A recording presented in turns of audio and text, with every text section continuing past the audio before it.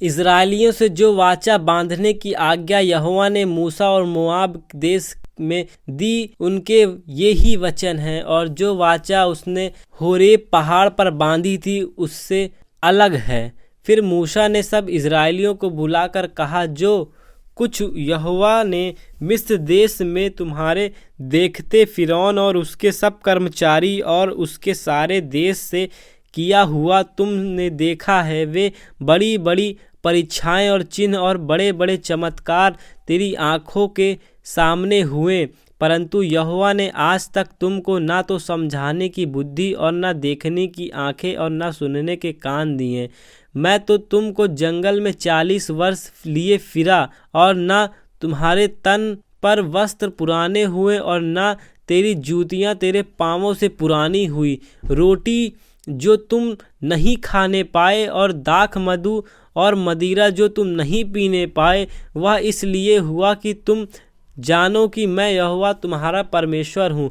और जब तुम इस स्थान पर आए तब हेशबोन का राजा सिहोन और बशान का राजा ओग ये दोनों युद्ध के लिए हमारा सामना करने को निकल आए, और हमने उनको जीत कर उनका देश ले लिया और रूबेनियों, गादियों और मनश्शे के आधे गोत्र के लोगों को निज भाग करके दे दिया। इसलिए इस वाचा की बातों का पालन करो, ताकि जो कुछ करो वह सफल हो। आज क्या युद्ध वृद्ध लोग, क्या सरदार तुम्हारे मुख्य पुरुष, क्या गोत्र गोत्र के तुम सब इजरायली पुरुष, क्या तुम्हारे बाल बच्चे और सब स्त्रियां, क्या लकड़हारे, क्या पन भरे, क्या तेरी छावनी में रहने वाले परदेसी, तुम सब के सब अपने परमेश्वर यहोवा के सामने इसलिए खड़े हुए हो कि जो वाचा तेरे परमेश्वर यहोवा आज तुझे बांधता है और जो शपथ वह आज तुझसे खिलाता है, उनमें तू साक्षी हो जाए। इसलिए कि उस वचन के अनुसार जो उसने तुझको दिया है, उस शपथ के अनुसार जो उसने अब्राहम, इसहाक और याकूब तेरे पूर्वजों से खाई, वह आज तुझको अपनी प्रजा ठहराए और आप तेरे परमेश्वर ठहरे। फिर मैं इस वाचा और इस शपथ में केवल तुमको नहीं परंतु उनको भी जो आज हमारे संग संग यहाँ परमेश्वर यहोवा के सामने खड़े हैं और जो आज यहाँ हमारे संग संग नहीं, साझी करता हूँ। तुम जानते हो कि जब हम मिस्र देश में रहते थे और जब मार्ग में की जातियां के बीच बीच होकर आ रहे थे, तब तुमने उनकी कैसी कैसी घिनौनी वस्त्री और काठ पत्थर चांदी सोने की मूर्तियां देखी। इसलिए ऐसे ना हो कि तुम लोग ऐसे पुरुष या स्त्री कुल या गोत्र के लोग हो जिनका मन आज हमारे परमेश्वर से फिर जाए और वे जाकर उन जातियों देवताओं की उपासना करें। फिर ऐसा ना हो कि तुम्हारे मध्य ऐसी कोई जड़ हो जिससे विष या कड़वा बीज उगे हो, और ऐसा मनुष्य इस शाप के वचन सुनकर अपने को आशीर्वाद के योग्य माने और यह सोचे कि चाहे मैं अपने मन के हट पर चलूं और तृप्त होकर प्यास को मिटा डालूं तो भी मेरा कुशल होगा। यहोवा उसका पाप क्षमा नहीं करेगा, वरन यहोवा के कोप और जलन का धुआं उसको छा जाएगा, और जितने शाप इस पुस्तक में लिखे हैं वे सब उस पर आ पड़ेंगे, और यहोवा उसका नाम धरती पर से मिटा देगा। और व्यवस्था की इस पुस्तक में जिस वाचा की चर्चा है उसके सब पापों के अनुसार यहोवा उसको इज़राइल के सब गोत्रों में से हानि के लिए अलग करेगा, और आने वाली पीढ़ियों में तुम्हारे वंश के लोग जो तुम्हारे बाद उत्पन्न होंगे, वह परदेसी मनुष्य भी जो दूर देश से आएंगे, वे उस देश की विपत्तियां और उसमें यहोवा के फैलाए हुए रोग देखकर और यह भी देखकर कि उसकी सब भूमि गंधक और लोन से भर गई है और वहाँ तक जल गई है कि उसमें कुछ न बोया जाता और न कुछ जमा सकता और न घास उगती, वरन सदोम और अमोरा, आदमा और सबोनियम के समान हो गई है, जिन्हें यहोवा ने अपने कोप और जलजलाहट से उलट दिया है।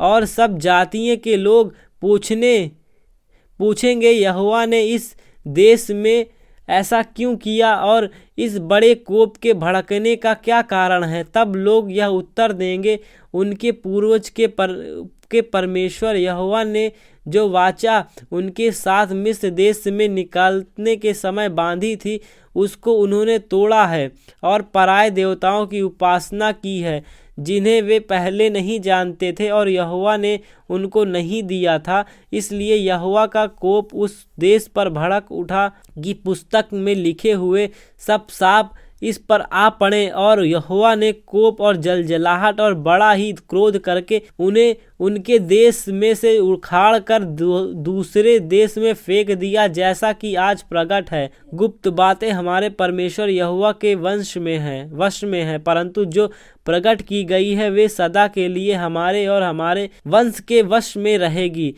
इसलिए कि इस व्यवस्था की सब बातें पूरी की जाएं।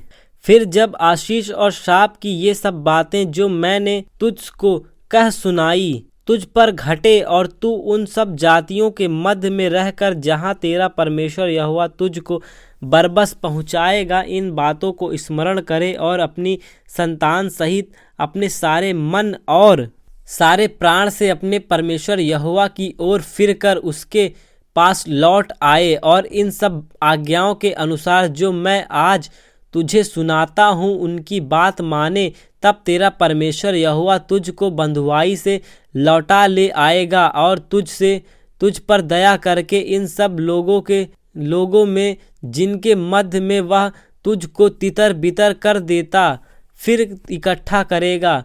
चाहे धरती के छोर तक तेरा बरबस पहुँचाया जाना हो तो भी तेरा परमेश्वर उसको तुझको वहाँ से ले आकर इकट्ठा करेगा और तेरा परमेश्वर यहोवा तुझे उसी देश में पहुँचाएगा जिसके तेरे पुरखा अधिकारी होंगे, और तू फिर उसका अधिकारी होगा और वह तेरा भलाई करेगा और तुझको तेरे पुरखाओं से भी गिनती में अधिक करेगा। और तेरा परमेश्वर यहोवा तेरे वंश के मन का खतना करेगा कि तू अपने परमेश्वर यहोवा से अपने सारे मन और सारे प्राण के साथ प्रेम करे, जिससे तू जीवित रहे। और तेरा परमेश्वर यहोवा ये सब शाप की बातें तेरे शत्रुओं जो तुझसे बैर करके तेरे पीछे पड़ेंगे भेजेगा, और तू फिरेगा और यहोवा की सुनेगा और इन सब आज्ञाओं को मानेगा जो मैं आज तुझको सुनाता हूँ। और यहोवा तेरी भलाई के लिए तेरे सब कामों में और तेरी संतान और पशुओं के सब और भूमि की उपज में तेरी बढ़ती रहेगी, क्योंकि यहोवा फिर तेरे उपज भलाई के लिए वैसे ही आनंद करेगा जैसे उसने तेरे पूर्वजों के ऊपर किया था, क्योंकि तू अपने परमेश्वर यहोवा की सुनकर उनकी आज्ञाओं और विधियों को जो इस व्यवस्था की पुस्तक में लिखी हैं माना करेगा और अपने परमेश्वर यहोवा की ओर अपने सारे मन और सारे प्राण से मन फिराएगा। देखो, यह जो आज्ञा मैं आज तुम्हें सुनाता हूँ वह ना तो तेरे लिए अनोखी और ना दूर है और ना चाहे तो वह आकाश में है कि तू कहे और कौन हमारे लिए आकाश में चढ़कर उसे हमारे पास ले आए और हमको सुनाए कि हम उसे माने। और ना यह समुद्र पार है कि तू कहे कौन हमारे लिए समुद्र पार जाए और उसे हमारे लिए ले आए और हमको सुनाए कि हम उसे माने। परंतु यह वचन तेरे बहुत निकट है, वरन तेरे मुंह और मन में ही है, ताकि तू इस पर चले। सुन, आज मैंने तुझको जीवन और मरण, हानि और लाभ दिखाया है, क्योंकि मैं आज तुझे आज्ञा देता हूँ कि तू अपने परमेश्वर यहोवा से प्रेम करना और उसके मार्गों पर चलना और उसकी आज्ञाओं, विधियों पर, नियमों पर मानना, जिससे तू जीवित रहे और बढ़ता जाए और तेरे परमेश्वर यहोवा उस देश में जिनका अधिकारी होने को तू जाता है तुझे आशीष दे। परंतु यदि तेरा मन भटक जाए और तू न सुने और भटक कर पराये देवताओं को दंडवत करे और उसकी उपासना करने लगे, तो मैं तुझे आज यह चेतावनी दिए देता हूँ कि तुम निसंदेह नष्ट हो जाओगे और जिस देश का अधिकारी होने के लिए तू यरदन पार जा रहा है उस देश में तुम बहुत दिनों के लिए रहने ना पाओगे। मैं आज आकाश और पृथ्वी दोनों को तुम्हारे सामने इस बात की साक्षी बनाता हूँ कि मैंने जीवन और स्मरण, आशीष और शाप को तुम्हारे आगे रखा, इसलिए तू जीवित ही को अपना ले कि तू और तेरा वंश दोनों जीवित रहे। इसलिए अपने परमेश्वर यहोवा से प्रेम करो और उनकी बातों को मानो, उससे लिपटे रहो, क्योंकि तेरा परमेश्वर यहोवा दीर्घ जीवन यही है। और ऐसा करने से जिस देश को यहोवा ने अब्राहम और इसहाक और याकूब तेरे पूर्वजों को देने की शपथ खाई थी, उस देश में तू बसा रहेगा।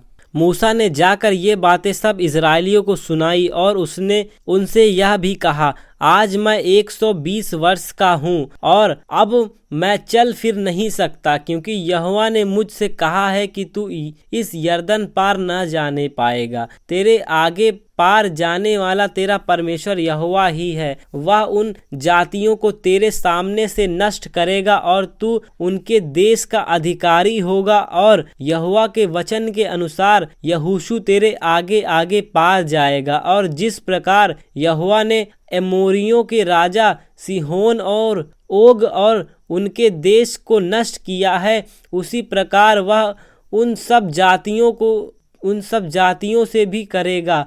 और जब यहोवा उनको तुम से हरवा देगा, तब तुम उन सारी आज्ञाओं के अनुसार उनसे करना जो मैंने तुमको सुनाई है। तू हिवाव बांधे रहना और दृढ़ रहना, उनसे मत डरना न भयभीत होना, क्योंकि तेरे संग चलने वाला तेरा परमेश्वर यहोवा वह तुझको धोखा ना देगा और ना छोड़ेगा। तब मूसा ने यहोशू को बुलाकर सब इजराइलियों के सम्मुख कहा, तू हिवाव बांध और दृढ़ हो जा, क्योंकि इन लोगों के संग उस देश में जिसे यहोवा ने उनके पूर्वजों के शपथ खाकर देने को कहा था तू जाएगा और तू इनको उसका अधिकारी कर देगा। और तेरे आगे आगे चलने वाला यहोवा वह तेरे संग रहेगा और ना तो तुझे धोखा देगा और ना तुझे छोड़ेगा, इसलिए मत डर और तेरा मन ना कच्चा हो। फिर मूसा ने यही व्यवस्था लिखकर लेवीय याजक को, जो यहोवा की वाचा का संदूक उठाने वाले थे, वे इज़राइल के सब वृद्ध लोगों को सौंप दी।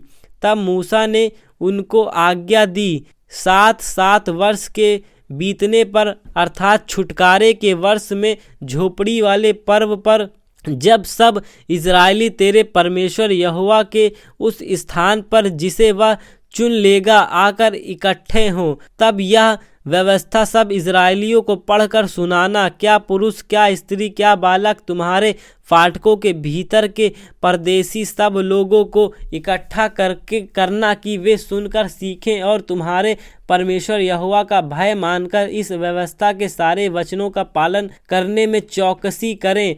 और उनके बच्चे जिन्होंने ये बातें नहीं सुनी, वे भी सुनकर सीखें कि तुम्हारे परमेश्वर यहोवा का भय उस समय तक मानते रहें जब तक तुम उस देश में जीवित रहो, जिसके अधिकारी होने को तुम यरदन पार जा रहे हो। फिर यहोवा ने मूसा से कहा, तेरे मरने का दिन निकट है। तू यहोशू को बुलवा और तुम दोनों मिलाप वाले तंबू में आकर उपस्थित हो कि मैं उसको आज्ञा दूं।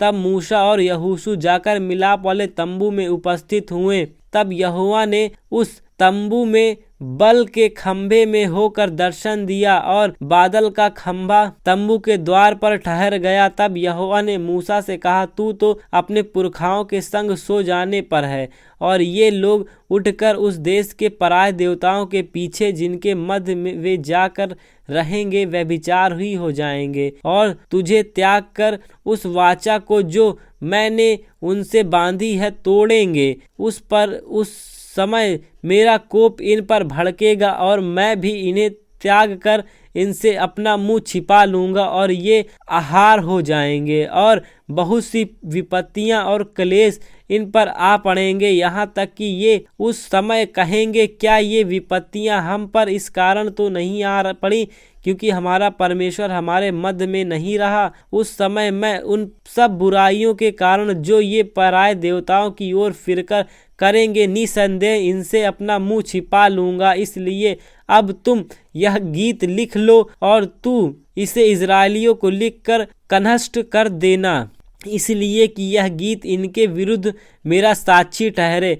जब मैं इनको उस देश में पहुंचाऊंगा जिसे देने की मैंने इनके पूर्वजों को शपथ खाई थी, जिसमें दूध और मधु की धाराएं बहती हैं, और खाते खाते इनका पेट भर जाए और ये हष्ट पुष्ट हो जाएं, तब ये पराये देवताओं की ओर फिरकर उनकी उपासना करने लगें और मेरा तिरस्कार करके मेरी वाचा को तोड़ देंगे। वरन अभी भी जब मैं इन्हें उस देश में जिनके विषय मैंने शपथ खाई और पहुंचा नहीं चुका, मुझे मालूम है कि ये क्या क्या कल्पना कर रहे हैं।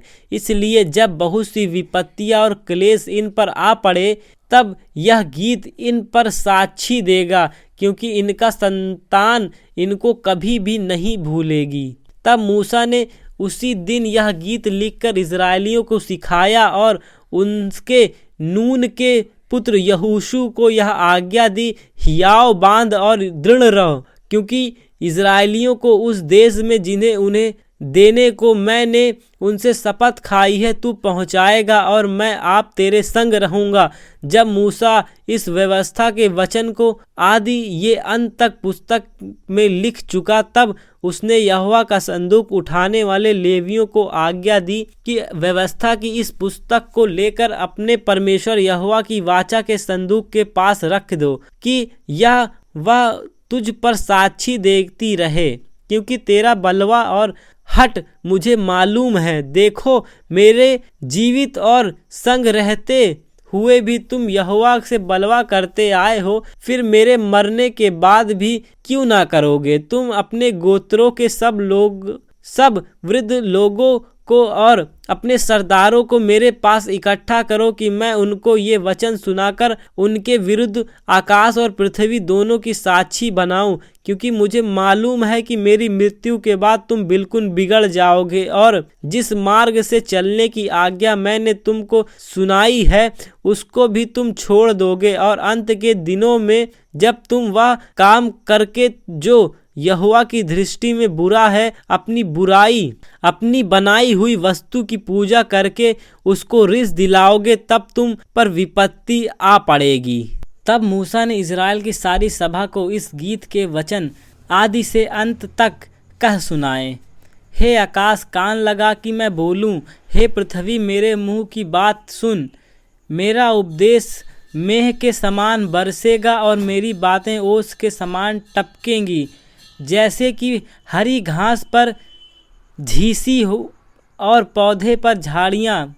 मैं तो यहोवा नाम का प्रचार करूँगा। तुम अपने परमेश्वर की महिमा को मानो। वह चट्टान है, उसका काम खरा है और उसकी सारी गति न्याय ही की है। वह सच्चा ईश्वर है, उसमें कुटिलता नहीं। वह धर्मी और सीधा है, परंतु इसी जाति के लोग टेढ़े और छित्ते हैं। ये बिगड़ गए, ये उसके पुत्र नहीं, यह उनका कलंक है। हे मूढ़ और निर्बुद्धि लोगों, क्या तुम यहोवा को यह बदला देते हो? क्या तेरा पिता नहीं जिससे तुमको मोल लिया है? उसने तुमको बनाया और स्थिर भी किया है। प्राचीन काल के लोग दिनों को स्मरण करो, पीढ़ी पीढ़ी के वर्षों को विचारो। अपने बाप से पूछो, वह तुमको बताएगा। अपने वृद्ध लोगों से प्रश्न करो और वे तुझसे कहेंगे। जब परम प्रधान ने एक एक जाति को निज निज भाग बांट दिया और आदमियों को अलग अलग बसाया, तब उसने देश देश के लोग को सीमाएं इज़राइल की गिनती के अनुसार ठहराई, क्योंकि यहोवा का अंश की प्रजा है। याकूब उसका नापा हुआ निज भाग है। उसने उसको जंगल में और सुनसान और गरजने वालों से भरी हुई मरुभूमि में पाया। उसने अपने चारों ओर रहकर उसकी रक्षा की और अपनी आँख की पुतली के समान उसकी सुधि रखी। जैसा उकाब अपने घोंसले को हिलाकर अपने बच्चों के ऊपर ऊपर मंडराता है, वैसे ही उसने अपने पंख फैलाकर उसको अपने परों पर उड़ा लिया और अकेला ही उसकी अगुवाई करता रहा और उसके संग कोई पराये देवता न था। उसने उसको पृथ्वी के ऊंचे ऊंचे स्थानों पर संवारा कराया और उसको खेत की उपज सिखाई। उसने उसे चट्टान में से मधु और चकमक की चट्टान में से तेल चुसाया। गायों का दही और भेड़ बकरियों का दूध, मेमने की चर्बी, बकरे और बशान की जाति के मेढ़ और गेहूं का उत्तम से उत्तम आटा भी। और तू दाखरस का मधु पिया करता था, परंतु यरूशलेम मोटा होकर लात मारने लगा। तू मोटा और हष्ट पुष्ट हो गया और चर्बी से छा गया। तब उसने अपने सृजनहार ईश्वर को तज दिया और उसने उधार मूल चट्टान को तुच्छ जाना। उन्होंने पराये देवताओं को मानकर उसमें जलन उपजाई और घृणित कर्म करके उसको रिस दिलाई। उन्होंने पिशाचों के लिए जो ईश्वर ना थे बलि चढ़ाया और उसके लिए वे अनजाने देवता थे। वे तो नए नए देवताएं थे जो थोड़े ही दिन से प्रकट हुए थे और जिनसे उनके पुरखा कभी डरे नहीं।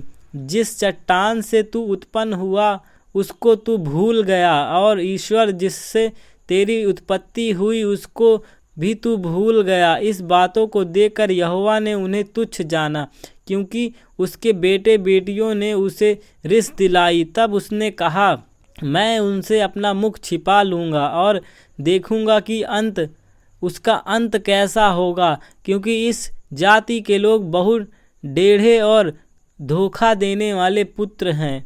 उन्होंने ऐसी वस्तु मानकर जो ईश्वर नहीं है मुझ में जलन उत्पन्न की और अपनी व्यर्थ वस्तुओं के द्वारा मुझे रिस दिलाई। इसलिए मैं भी उसके द्वारा जो मेरी प्रजा नहीं है उसके मन में जलन उत्पन्न करूँगा और एक मूढ़ जाति के द्वारा उन्हें रिस दिलाऊँगा, क्योंकि मेरे कोप को आग भड़क उठी है जो पाताल की तरह तक जलती जाएगी और पृथ्वी अपनी निज उपज समेत भस्म हो जाएगी और पहाड़ों के नींवों में भी आग लगा देगी। मैं उन पर विपत्ति और विपत्तियां भेजूंगा, मैं उन पर विपत्तियां पर विपत्तियां भेजूंगा और उन पर मैं अपने सब तीरों से छोड़ूंगा।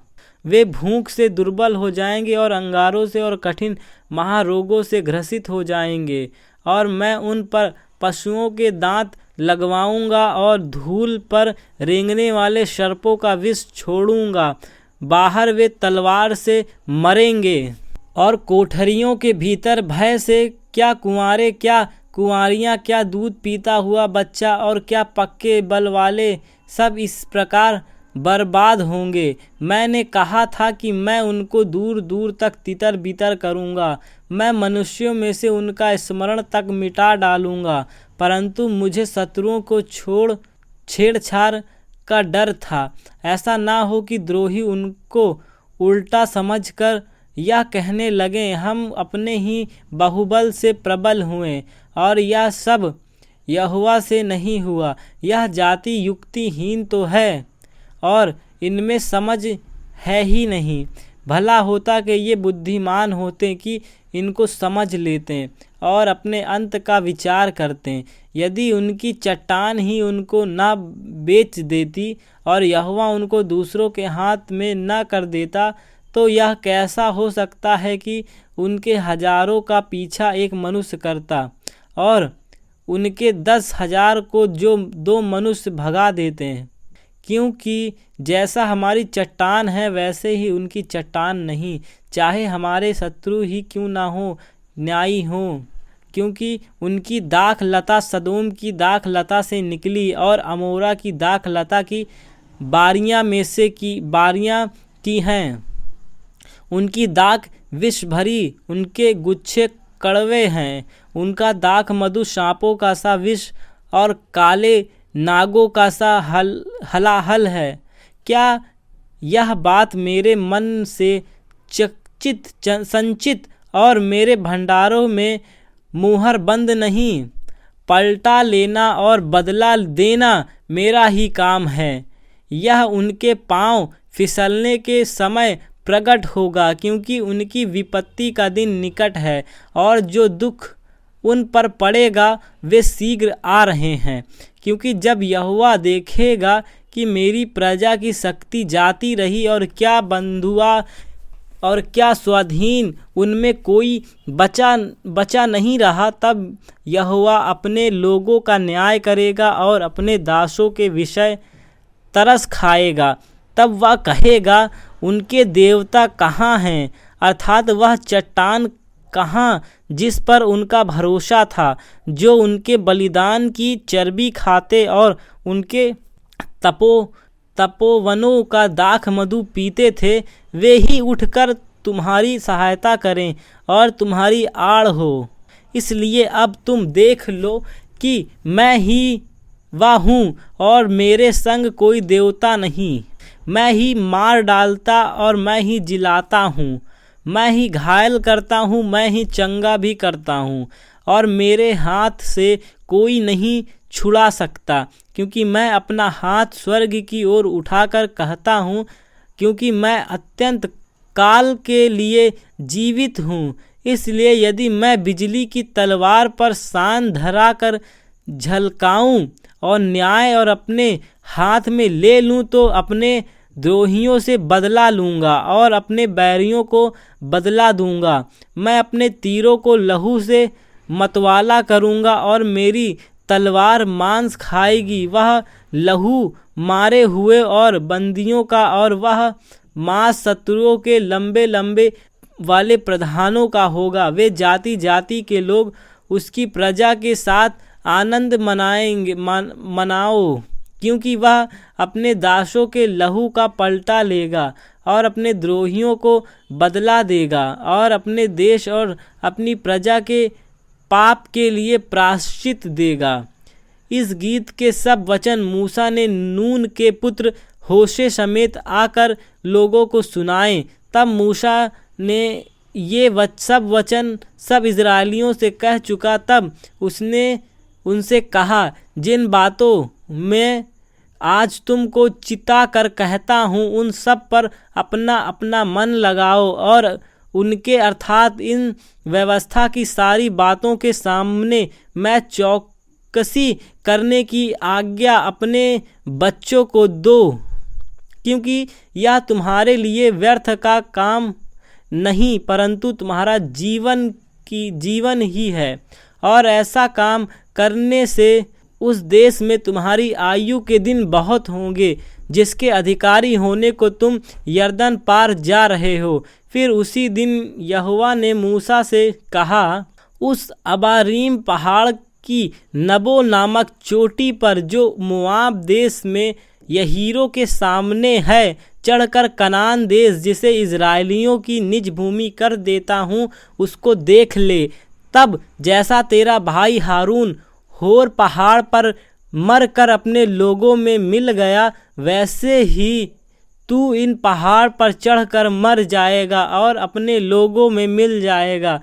इसका कारण यह है कि सीन जंगल में कदेश के मरीबा नामक सोते पर तुम दोनों ने मेरा अपराध किया, क्योंकि तुमने इजराइलियों के मध्य में मुझे पवित्र न ठहराया। इसलिए वह देश जो मैं इजराइलियों को देता हूँ, तुम अपने सामने देख लेगा, परंतु वहाँ जाने ना पाएगा।